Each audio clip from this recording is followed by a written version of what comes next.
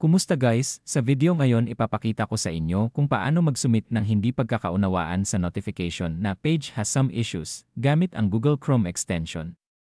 Gagawin ang lahat mula sa CE file na na-download mo mula sa Google Drive.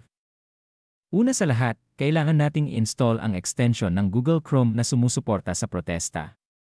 Ida-download mo ang CE file ng extension na ito mula sa Google Drive. Ngayon, buksan ang Google Chrome at pumunta sa pahina ng mga extension, paganahin ang developer mode. Saka ng sulok sa itaas. Ito ang folder na naglalaman ng CE file ng extension. Mahahanap mo ang link sa pag-download sa paglalarawan ng video na ito. I-extract ang CE file sa pamamagitan ng pag-right-click at pagpili sa Extract All at pagpindot sa kaliwang pindutan ng mouse i-drag ang folder upang idagdag.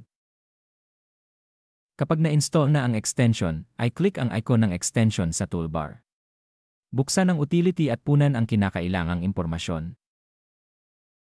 Punan ang lahat ng kinakailangang impormasyon, gaya ng URL ng iyong page. Piliin ang mga dahilan para sa pagsusumite ng kahilingang ito.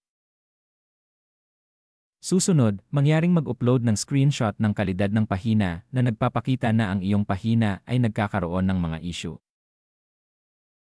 Mangyaring kumuha ng malinaw na screenshot, makakatulong ito sa proseso ng pagsusumite ng kahilingan na maging mabilis.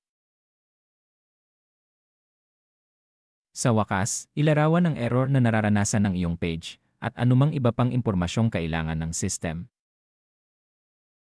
Ang pahina ay may ilang issue na error ay karaniwang lumilitaw kapag may problema sa ilang nakakasakit na elemento sa iyong pahina.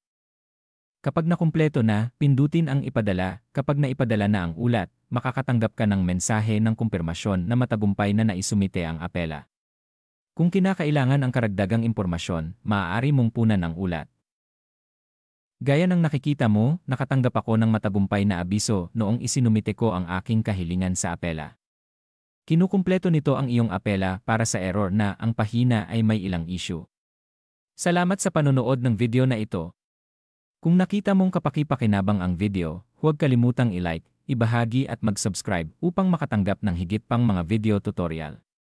Magkita-kita tayo sa mga susunod na video.